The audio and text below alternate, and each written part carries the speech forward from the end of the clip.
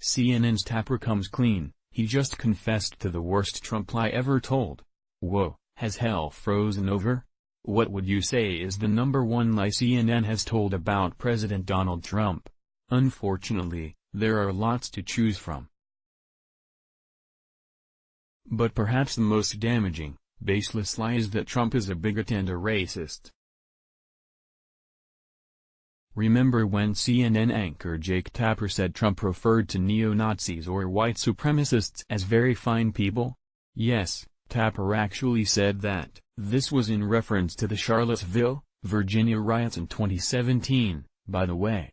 But POTUS never said any such thing. And finally, at long last, Tapper has admitted that he flat-out lied. The admission came when a CNN panel discussed Joe Biden's campaign launch video, in which Biden says Trump did call neo-Nazis very fine people.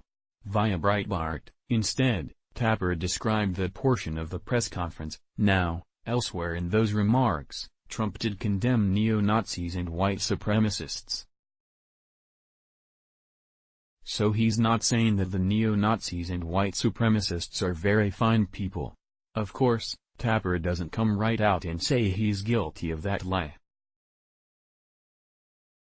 But we all know he is, and he's basically saying it right here, because Tapper, and the rest of the liberal goons at CNN, have said repeatedly that Trump is a racist and a bigot. And they've mentioned this baseless lie about Trump, the very fine people remark, countless times. Maybe Tapper had to confess because CNN's ratings are in the toilet.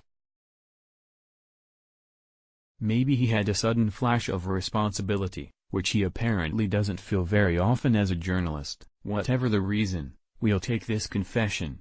It's not a direct apology, but it's the best we can hope for. Does this mark a turning point for CNN? Might this lead to more objective, fact-based reporting by this new network? I say, doubtful. But only time will tell. You can't keep losing viewers at this rate and survive. After all, share so your friends see CNN's rare confession. Source: Breitbart. Ben Dutka. Ben S. Dutka is a journalist, writer and editor with over 2 decades of experience.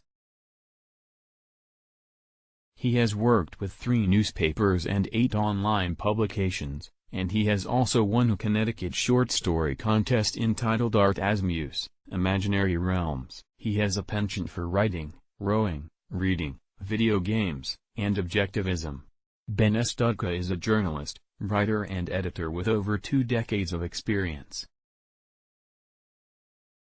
He has worked with 3 newspapers and 8 online publications, and he has also won a Connecticut short story contest entitled Art as Muse, Imaginary Realms. He has a penchant for writing, rowing, reading, video games, and objectivism.